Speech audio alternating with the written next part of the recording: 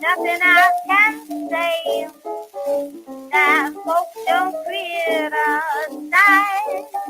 me. But I'm gonna do just as I want to anyway. And don't care if they all despise me.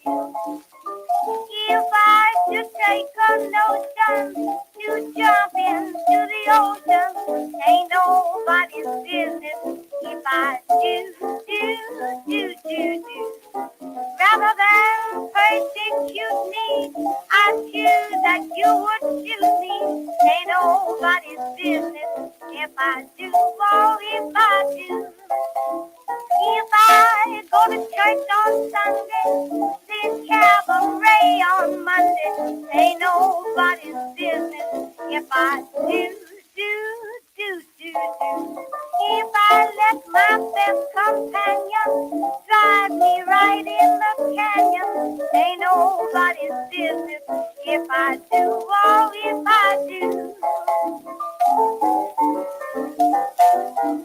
After all, a way to do is do just as you please, regardless of their talking. Oftentimes the ones that talk will get down on their knees and beg your pardon for their walking. If I dislike my lover and leave him for another, ain't nobody's business if I do. If I go turtle shoving with one another's loving, ain't nobody's business if I do or if I do. It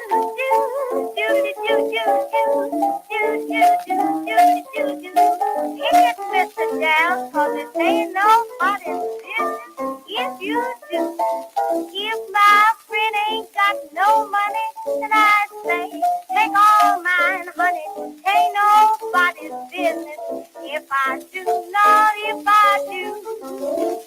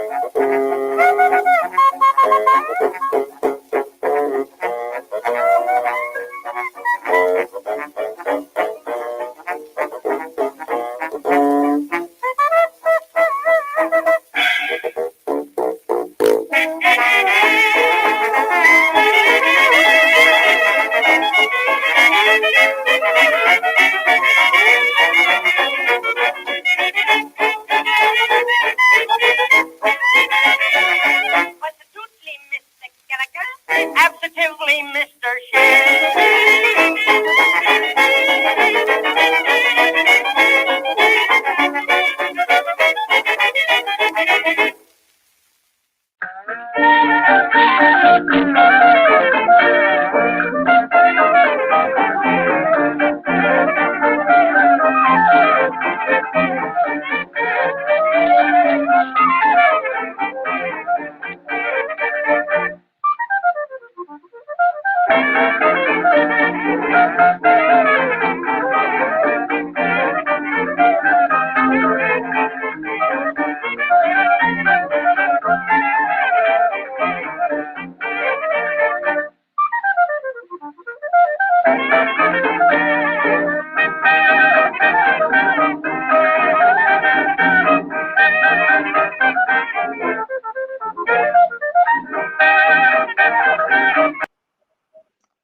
Hello, everybody. Welcome to the opening night of the 39th Giornata del Cinema Muto Pordenone Silent Film Festival. Thanks so much for joining. I'm dressed for opening night. Let me lower this a little bit.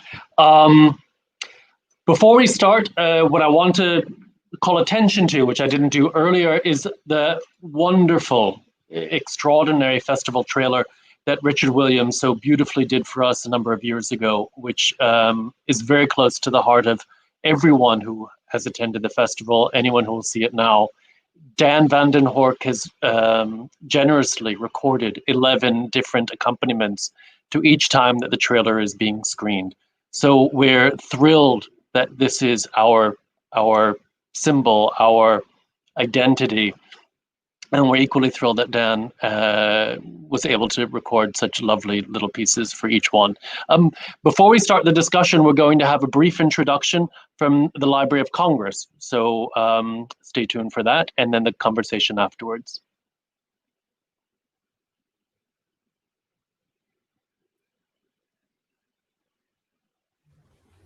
Hello, my name is Heather Linville, and I'm the Motion Picture Laboratory Supervisor at the Library of Congress National Audiovisual Conservation Center. I'm pleased to be here as part of this special edition of the Pordenone Silent Film Festival. Over the last couple months, the National Audiovisual Conservation Center has been part of the library's phased reopening plans. The goal of the phased reopening is to resume audio, video, and film digitization and preservation workflows. I'm happy to report that digitization workflows have resumed in the film lab, and plans are in place to restart photochemical preservation operations towards the end of this year. I would like to take this opportunity to take you on a virtual tour of the film lab to show you the type of work that we do and to show you how films like PENROD and SAM make it from the film vaults to a theater or living room near you.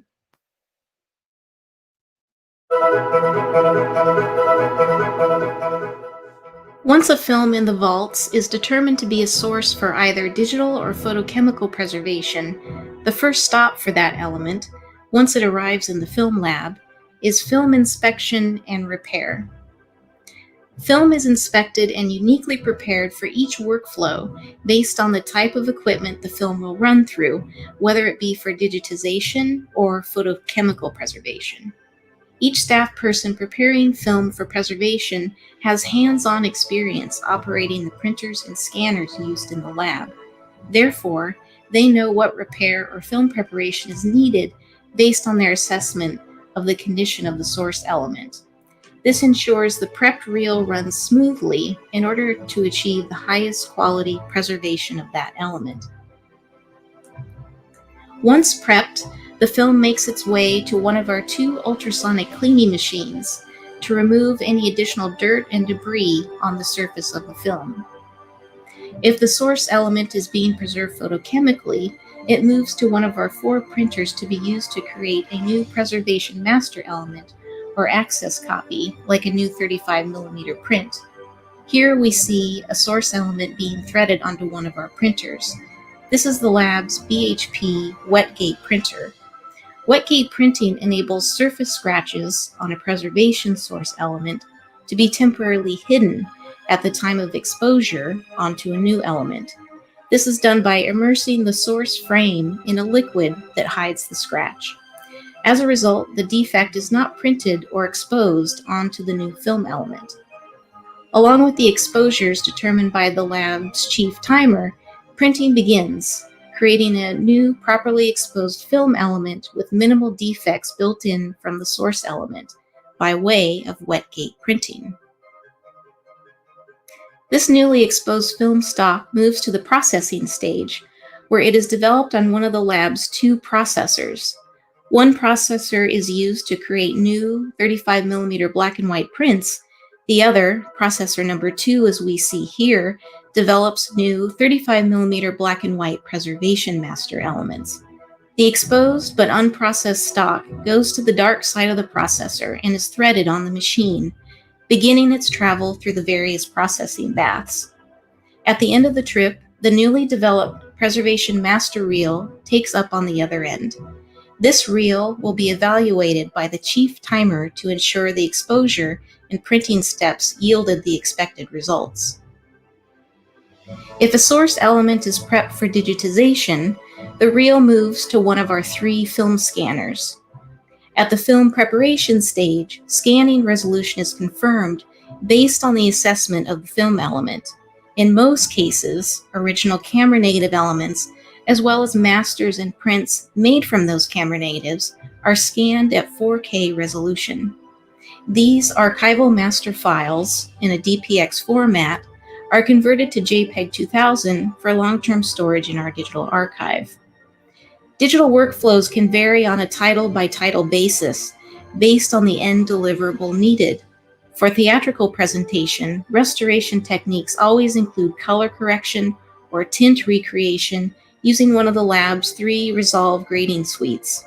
More complex restorations can also include editorial assembly from multiple sources, image stabilization, and deflicker, to name a few. While this expanded digital restoration workflow is new, the lab continues to improve upon its in-house capabilities to create new restored versions of films from the library's collections. I hope you all enjoyed the tour of the National Audiovisual Conservation Center Motion Picture Laboratory. I'd like to thank Jay Weissberg and everyone at the festival for inviting me to speak with you today. And now I bid you happy viewing.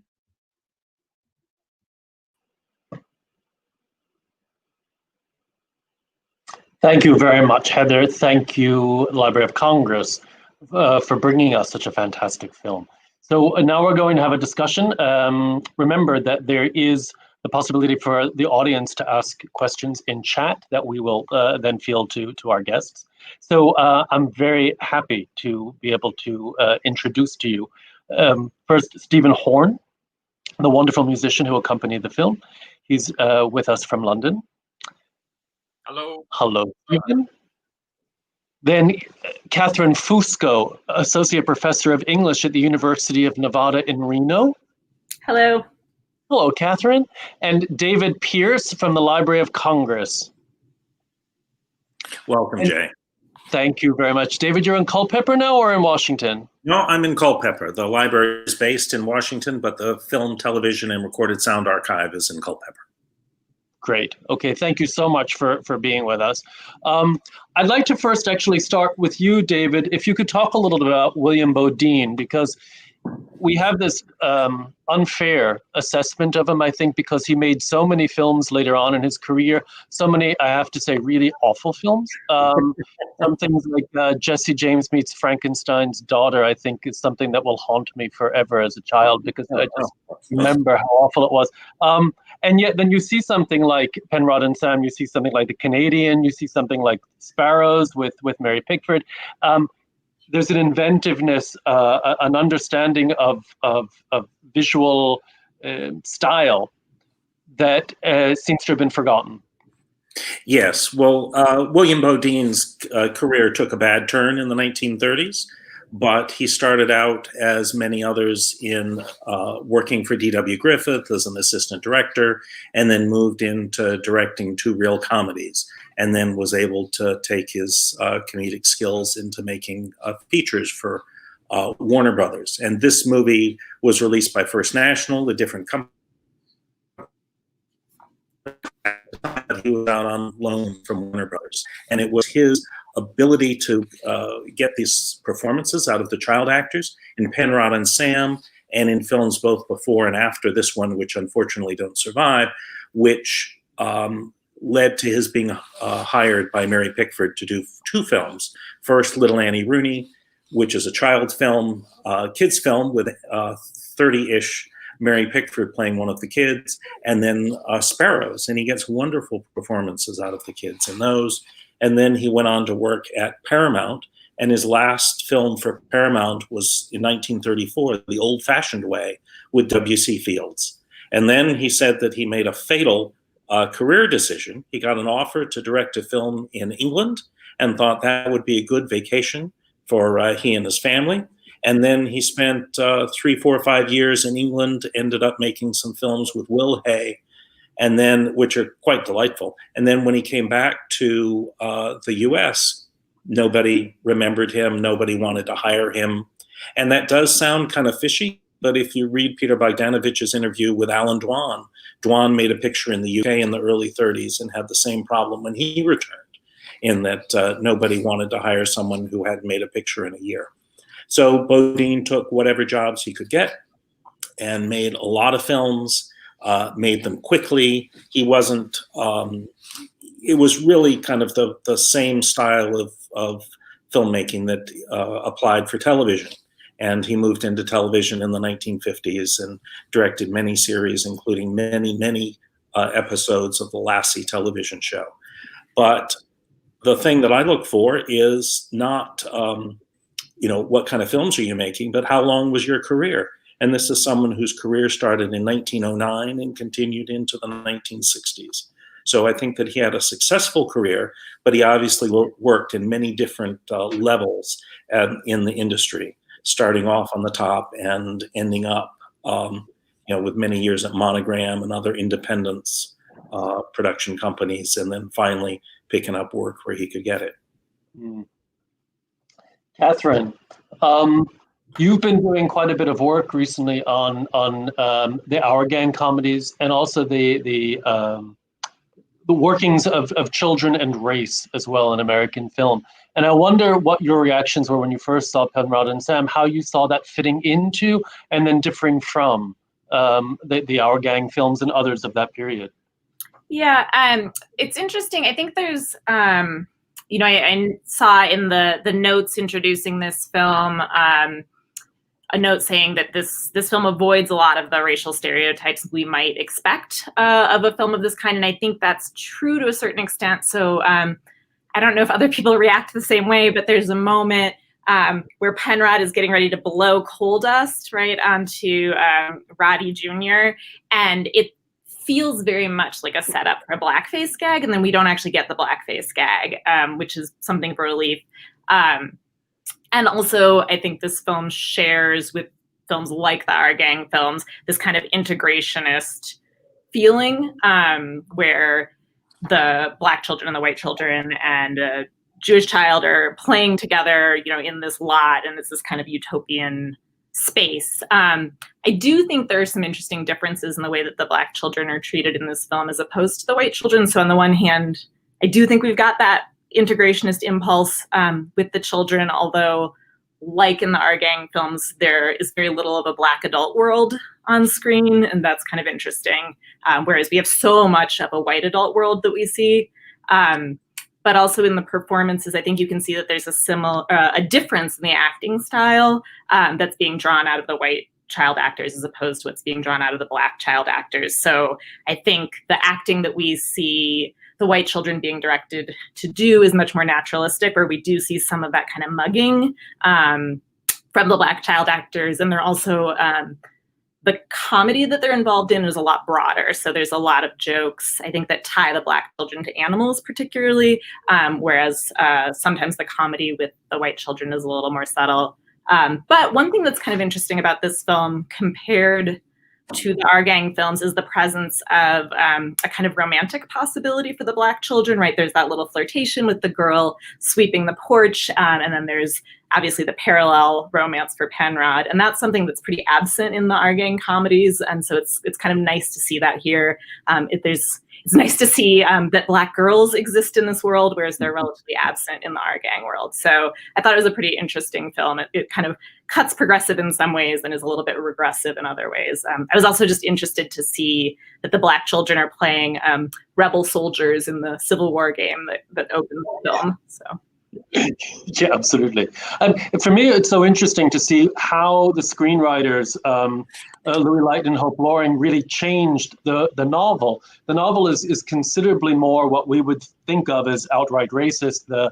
All the Black characters speak in a kind of patter that is almost impossible to understand. That becomes part of a joke. As what you were saying before, about Black adult characters, they're almost non-existent in the novel as well. So for me, it's just fascinating to see how the screenwriters were changing so much of what Booth Tarkington had written, and made them feel more integrated with, as you were saying, the exaggerations. I mean, what you said about the soot being blown, exactly. I was thinking, oh God, we're going to have a blackface moment, and he avoids that. And for me, that's such a surprise and a pleasure, because, or the sort of really bug-eyed looks that you get so often with African-American children in this period, that Beaudine, for the most part, avoids that. And also, when you've got the Black child up in the closet, you're just expecting with that gown that drops on him for it to be that you've seen many, many times, and they don't do it. Yeah, there's stereotypes that are avoided, and it's sort of interesting to see the choices that don't get made. I think here that there's a kind of easier comedy that isn't gone for, and I think that's kind of true of the way the children are treated in general. I think for the most part, this is a film that takes children seriously, which is kind of wonderful. I find that moving. And what's also nice is that the parents, the Schofield parents in particular, they have a sense of humor. They're not stick figures that, Gladys Brockwell's Mrs. Schofield, she's giggling at times. She knows how ridiculous her son is being, and she knows she has to, in a sense, scold him, but she's laughing at the same time. And it's a wonderful play that you don't get in the Sound 1931 version at all. I think the actors are much better in the 23 version than they are in the 31. But yes, that they're real as well as the children are real. Yeah, I actually was curious about that in terms of the scoring. I had a question for Stephen just about how he chose to score the kind of adult scenes and the children's scenes, because one of the things I liked about this movie so much is that there's a lot of interaction between adult worlds and children's worlds. It's not like it's a kind of adultless kids film, and it's also not a film that's mostly adults with one precocious orphan or something like that, but they're really interacting. And so I was curious about the musical choices as we kind of move through these interactions between kids world and adult world in the film.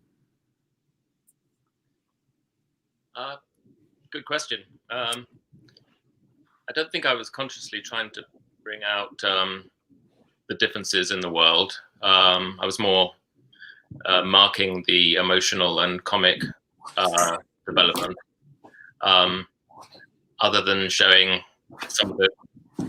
There was some comedy at the expense of adults when their pomposity was punctured, but there wasn't a particularly I didn't really plan something on that level particularly. But Stephen, there was one thing that pleased me enormously when I was listening, and when the two boys, when Penrod and Sam are being scolded for the initiation of Georgie Bassett, there's not only the dialogue between the parents and the children, but you increase that with the dialogue of music, and I wonder if you could talk about that a little bit. Yes, well, you sort of that's a question of looking at the the speech patterns on screen and the rapidity with which the mouth is moving, mixed with their physical actions combined with the intertitles. It's all kind of there on the screen, that as things get more nervous, they're talking faster. And so it's a sort of kind of an abstraction of Mickey Mousing, I guess. It's like trying to find a musical equivalent of what you might be hearing in the room, in the dialogue that's going on. Mm-hmm. So it's not exactly Mickey Mousing. It's an equivalent of both what's been said and also what's been felt, abstracted in musical terms. Also, one of the things I find interesting is just how much as the novel does. The novel, when you read it, it's not really a children's novel at all. He uses a vocabulary, Tarkington uses a vocabulary that no child is going to really know. Even adults now are not going to know a lot of it. And I don't mean the slang, I just mean proper English. And the film itself somehow manages, I think, to work on both levels, as a children's film and as an adult film. I don't know if you'd like to comment on that. Katherine? Or David or Katherine. Well, you go ahead. I think that they knew that they had to reach all of the audiences, that a lot of the people who made the choice of what films to see at the time, 1922, were the women of the household. So they needed to have some strong female roles in there and not just all about kids. And that, Tarkington was at the time considered one of America's great novelists, like Sinclair Lewis, and to adapt his stories was significant. After the release of this film, the producer J.K. MacDonald produced some two-reelers with about Penrod, but apparently they didn't have much market impact because they weren't directed by William Beaudine or by of similar caliber. Right. No, I hadn't known that. The novel itself is quite piecemeal. It's one episode after another. They don't always connect. Sometimes they do, sometimes they don't. And we've had a question about that, that it seems that at one point the storyline is going to develop between Penrod's sister and her boyfriend, played by Gareth Hughes, and then it doesn't really seem to go anywhere. And I think this is partly the novel, because that is in the novel. Indeed, it doesn't really go anywhere. It becomes a gag. But I do think that Leighton and Loring really do a remarkable job of bringing it together in a better way than Tarkington always does. It flows better. For anybody who's interested, by the way, do check out on the Women Film Pioneers Project website, the extraordinary website. Annie Burke has written a very, very interesting article about Hope Loring, following her career. And they also wrote films. It with Clara Bow, they wrote Wings, the William Wellman film. So I think that's really interesting. And I was also wondering, there are visual clues that sometimes it's not always easy to know. And I'm interested, David, what you might think about this, whether that was in the script or whether that was something that Beaudine did. So, for example, in the shack, there's that wonderful mirror that flips up. Yes. So they can see outside. That's certainly not in the novel. Do you think that was something in the script, or that was a Beaudine touch? At this distance, it's hard to tell, but certainly a director would recognize that he had to make things as visual as possible, that you don't want to have a film that's just all titles, particularly with some of the near dialect titles that, kids' titles that they're having here. I think the thing that is more confusing is that 100 years ago, the eternal societies were a big part of life. Many people were members of the Elks or other things like that, and that is largely forgotten today. So some of those gags about the initiation, I can't tell you, that's a large secret, really go over the heads of a lot of modern audiences. Katherine, I'm sure you could comment also on the amount of the Our Gang shorts that also feature these clubhouses. Yeah, I mean the one that I was thinking about partly because I was watching this sort of thinking about how it was dealing with race is the Lodge Night Our Gang film, which is similar to the use of Vernon or Berman and Herman here. It kind of has a joke where instead of them being part of the Confederate Army, they're part of a Klan ritual in that film, which is, I think it calls the Klan the Cluck Cluck Clams, if I'm remembering correctly. And I do, it's interesting in terms of kind of the utopian sort of integrationist impulse here, because this is also the time of the second Klan in the US. So that's a different kind of fraternal order of sorts, is the second KKK in the US. But I do, I think to the point about how this film stitches together episodes to make something coherent. And I think that, the Mary Philbin plot is a little bit of a hanging thread, but it does really come full circle in some ways, right? There's the opening war, and it kind of ends with the child saying that he's going to go get his gang and bring it back. And I do think that there is a kind of coherence in terms of the way it is involved in looking at these different adult rituals, kind of making fun of them, but they're so violent in many ways, right? There's a lot of damage that's coming from the adult world to the child world, right? There's adult hierarchies, and there's the money hierarchy, and, a kind of insistence on punishment from the adult world that leads to, and I would actually be curious to throw this to Stephen again, leads to this very violent middle section of the film, right? Where the children are made to do this initiation, sort of bringing the other boy in. Then there's the demand for punishment, and then there's the punishment that turns out to be much more violent. And there's a kind of bizarre teaching moment where Roderick Sr. is watching the beating with Roderick Jr. And then it turns out there's a nail, and then we get the horrible sequence with the dog being hit by the car. And so there's a lot of violence from the adult world, such that by the end of the film, when there's going to be a gang war, and I actually feel much worse about it than at the opening, right? Because we've seen that there's this kind of violence in this world for the kids. But anyway, I guess to maybe think a little bit about a bit more about the music, I'd be curious to think about approaching that film, because I was very surprised by the dog's death personally when I watched the film, and I was just curious about preparing that musical sequence.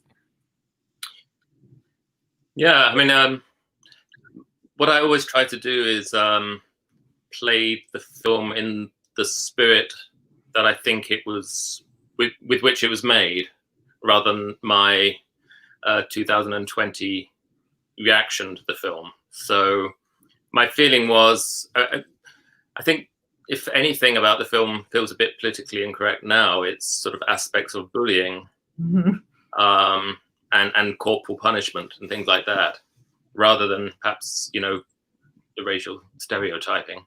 But my reading of the film was that those elements weren't, that the film didn't feel that those were controversial, that they were played quite for, strictly for laughs, really. And I feel that the moment with the dog is meant to be a kind of sucker punch, that you don't see coming right in the middle of the film. I don't think we're meant to feel that the increasing violence, which is there, is building up to this moment. I think that's meant to come out of nowhere. So, on the basis of trying to play the film in the spirit that it was made in, I perhaps played those early violent scenes, more for comedy, so that the moment with the dog is really out of the blue. It is. I mean, it's very shocking. Yeah. But it humanizes Penrod and the girl so much, and it creates the connection between, which has been largely been missing, between Penrod and his father and Penrod and his mother.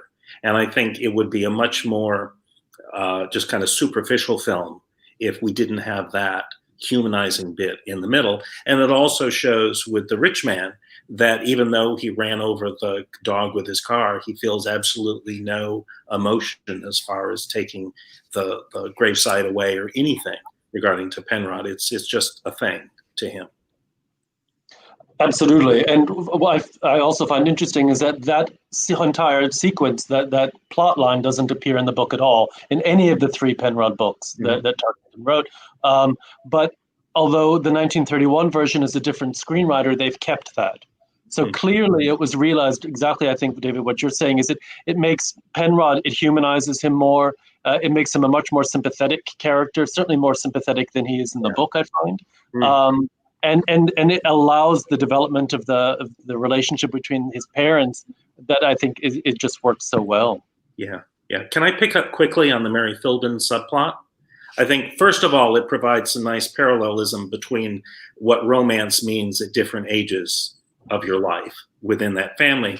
But the films were later remade with Doris Day and Gordon MacRae as By the Light of the Silvery Moon and On Moonlight Bay in the early 1950s by Warner Brothers, who obviously never missed a chance to reuse an asset. And the leads are those two teenage characters. And Penrod basically shows up in a couple of scenes. So it's quite disorienting to watch if you've seen Penrod and Sam, because they've taken the same raw materials and completely subverted it to focus on the teenage romance. Oh, wow, no, I didn't realize that. Very interesting. Somebody is asked in the... Pardon? Oh, sorry, I thought it must have been a feedback. Somebody's asked if we know where the film was shot, and I'm not, that's not something that I know about. David, might you know where it might have been shot? I wasn't able to find anything. Certainly, Beaudine was based on the West Coast at the time, so it could have been in any one of the small towns that encompassed Los Angeles County at the time. I think we need John Bengston for this. Yeah, definitely. And also, Kevin Brownlow's written the catalog note, which you can find online. He talks about the success of the film, and it was indeed a great success, which clearly was remembered later on when it was remade 2 more times in the sound era. And the film was made because the previous year, First National had released Penrod, which was directed by Marshall Nealon. So this was, often follow-ups are less than the original, but this one was just as successful as the original. And to match a Marshall Nealon film when he was one of the top directors in Hollywood was pretty impressive. And does the Marshall Nealon film survive, David? No. Okay. No. This survives because it was given to the Library of Congress in the early 1970s by the Academy of Motion Picture Arts and Sciences, who had acquired it at some point in the distant past. And unfortunately, their files are closed at the moment, along with a lot of other things in Los Angeles. So I wasn't able to find out exactly how they acquired it, but it's a beautiful nitrate print. And, it just looks glorious on the screen as well as on video. It looks amazing, actually. I was just delighted to see it, even more now than the first time that I saw it. Apropos of the restoration, I was wondering if you could say why this film was chosen. Why did you decide, okay, this is a film that we're going to preserve now? Because it fell into the public domain, finally. You might, in Europe, may not realize this, but the United States copyright term is a fixed year term of 95 years for films of this era. So the copyright was renewed by Warner Brothers, and we had this print that didn't come from Warner Brothers, but we couldn't do anything with it until the copyright finally expired. And then we were able to get it out and show it without having to, run everything through the studio. So that's actually the reason that it came off the shelf, is we're looking at all the films from 1922 in the collection that would now be in the public domain. And we're doing it now for the films from 1925 that are about to fall in the public domain. That's great to hear. That's very, very good. I'm looking at some of the comments, and the dog cameo, of course, gets quite a lot of attention, as he should, or she should, I think, because the dog is amazing. Steve Matt has written cameo rules, and yes, I think that's agreed. Somebody else has written that they had to send a warning to a friend, a dog-loving friend, in case they were very concerned it might be too emotionally difficult. The dog is just also a highlight, I think, of the movie. We also have Melanie Self has said that she's thinking also of parallels with some of the early Ozu films and how Ozu handles children as well. I wonder, Katherine, if you if you sense that as well, or do you think that there's just too much chalk and cheese? Or I don't know that I can speak to that, Melanie, but thanks for that question. Yeah, I'm not sure. I mean, it is, I want to say that this film, I think does do a lot of really wonderful work with the child actors, but there are still those moments. I wrote down one line this time. There's the like, gee, Mr. Bitts, didn't you ever have a little dog kind of moment, which is very, heartstring pulling. But, there's also, I think, stuff that's a lot less, I don't know, cheap, I guess, in its emotional appeals. Like the scene with the father near the end, where I think you can see the kind of work that you might see with Pickford later, or that you see with Griffith, where there's a lot of little bits of business that do a lot of work, with Penrod taking his tie off and the father removing his shoes for him. And I think that's lovely, and it's a lot less of the just kind of weeping child close up kind of stuff. So. And David, apropos of comedy, I was thinking there's a wonderful scene as well when they're early on in the film, when there's suddenly two dogs. There's the ceramic dog, and then there's two. And this too, of course, clearly doesn't exist in the novel. Surely this is also coming out of Beaudine's earlier work in comedies in the teens, don't you think? Oh, yes. And when we ran this live at Mostly Lost a year and a half ago, that got one of the biggest laughs. But it's much easier to train a dog to do something, including that wonderful prayer scene, than it is to train kids or get a performance out of kids. So I was glad that it wasn't just kind of a lot of mechanical gags, that most of the gags are coming out of the performances and the emotion. And Stephen, I wonder if you could also address that. When you were watching it for the first time, were you also thinking of changes in rhythmic style between, let's say, comedy from the teens and we're already here in 23? Were you thinking of parallels between the two, or you saw this as something that was quite different? Well, when I started the film, I came into it expecting sort of classic Americana, and although that was there and came certainly later, the first part of the film did seem to play quite like a comedy short, like a prototype our gang comedy. So I kind of wanted to, with the very opening credits, I wanted to sort of kick off with a slightly sort of slapstick theme that tells the audience, basically you're going to have fun with this. But then when the first proper intertitle about the joys and sadness of childhood comes up, I had a slightly more, it was a theme that was still upbeat, but with a kind of slightly modal quality, which I could then sort of play variations on later in the film as the film gets a bit sort of darker.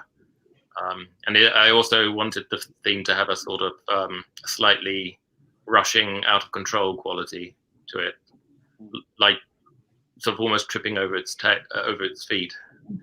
That feeling you get in childhood where, everything's moving too fast for you. So that was kind of, I wanted to create this feeling that it was fun, but ever so slightly out of control, and that at some point it would be caught, it would come to an abrupt halt. And then obviously the fun comes back later on. And I think you caught that beautifully. You raised a point about Americana. Katherine, I wonder if you could also talk about how you see this fitting into concepts of Americana at that time. Sinclair Lewis, in fact, was a writer also that David Pierce mentioned. Yeah.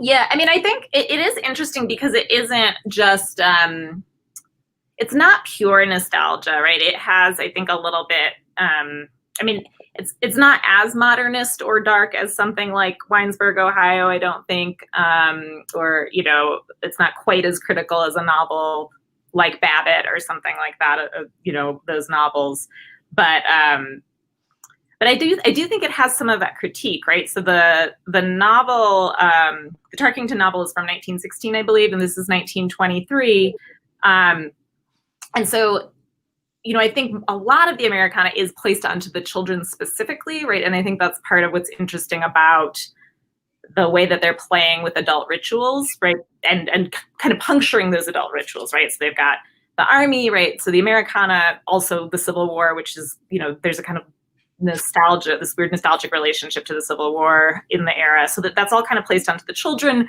who are in this kind of free zone, which is threatened, by money, right? By adult money, the purchase of this lot. I think it's interesting that the lot is being purchased not to build anything on, right? It's just sort of a speculation that pays off. So I do think there is this edge that's a little more sophisticated in this look at small town life, right? There's a sense that the kind of childish innocence that is good-natured, essentially, right, and noble, essentially, in the way that the film presents it, it is a little bit under threat, right? Like there's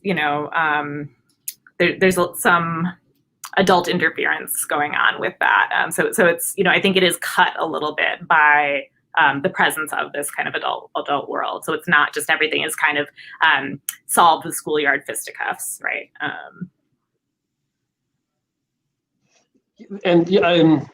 That idea of nostalgia, I think, is so important. Also, the very opening titles, which is talking about trying to make us go back into our own boyhoods. So it's the question of not only nostalgia for our childhoods, but indeed nostalgia for a mythical Americana, middle America place where, you walk down the street and you know everybody there, you play together, all of that sort of thing, even if is the goody boy and there's the bully and all of that.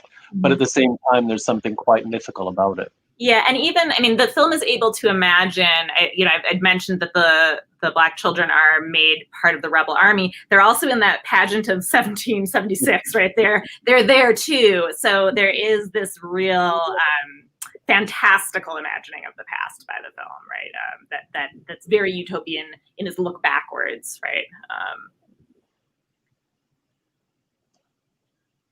Yeah, in fact, I'm seeing a question here. Why was the rich boy excluded? He was part of the gang in the beginning.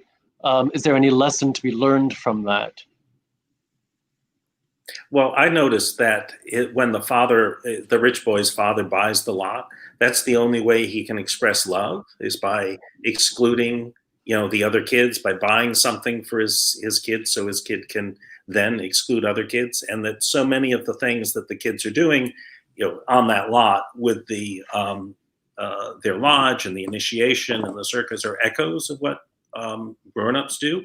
And our gang shorts often built, whole gag sequences around that. But here it doesn't seem to be done quite as overtly or literally for gags, but more of, the kids wanting both to enjoy their childhood and grow up as rapidly as possible. Yeah. It's interesting that father also can't remember his childhood, right? He's sort of contrasted with Penrod's father, right? Yeah. So Penrod has that appeal, right? Don't you ever remember your little dog? And he doesn't.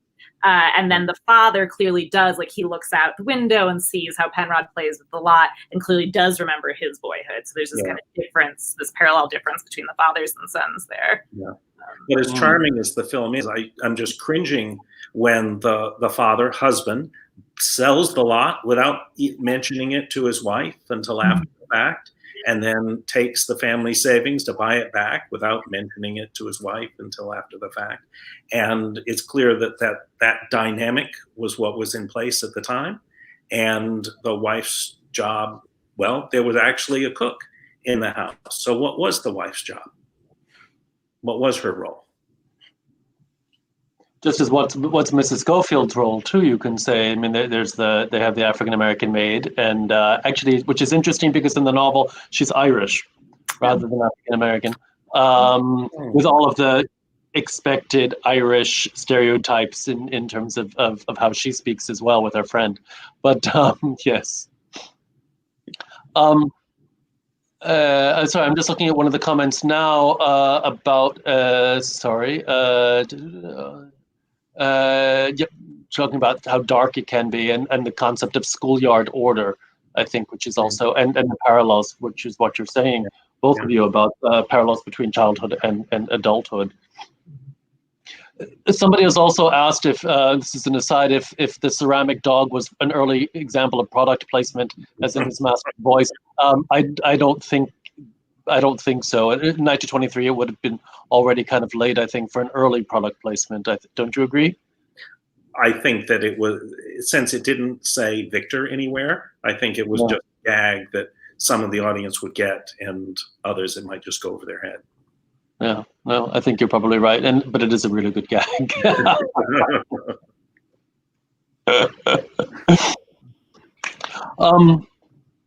Sorry, I'm just looking to see other questions here, or if anybody here has something that we haven't broached so far that you'd like to delve into. Well, I'd just like to mention that this seems to have been one of a flood of films that followed Chaplin's The Kid and the surprise stardom of Jackie Coogan. And there were certainly many, many children's films. Jackie Coogan, making films for Saul Lesser, and also with his father as producer. And then, as we know, Baby Peggy in shorts and features. And this would have fit right in. But so many of those others didn't go for the emotional angle. They went more for the gags angle. So I think that this film took some chances and that it was largely successful.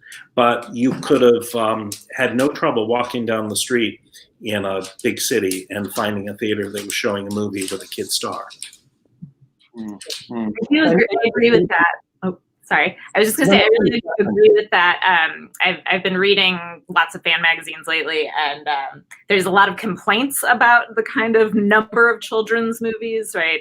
And complaints about Jackie Coogan and, when he's getting too old and, all that kind of thing.